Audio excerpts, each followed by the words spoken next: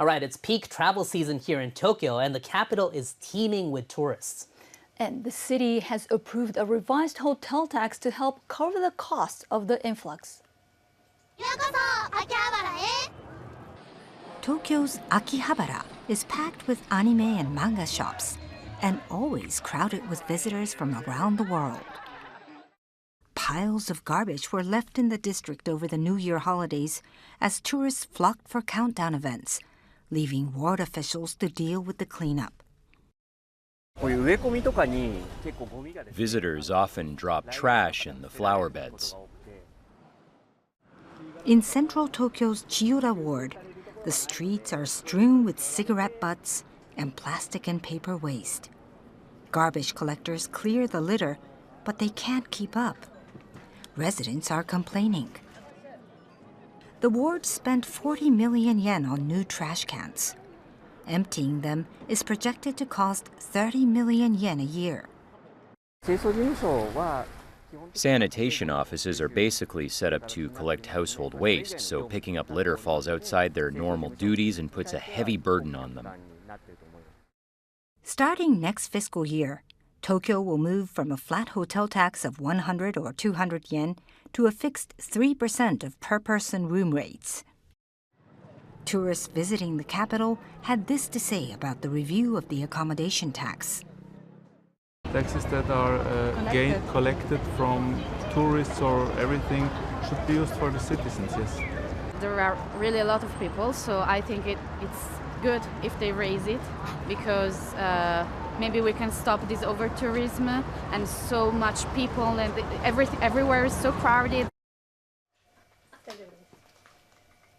Joining me now is NHK World's Kajiwara Akina, who's been following the story. So, Akina, what prompted the metropolitan government to rethink the hotel tax?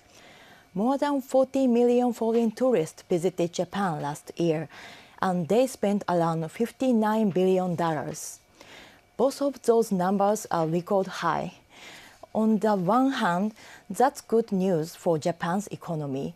On the other, the flood of visitors is putting a burden on city governments and local residents.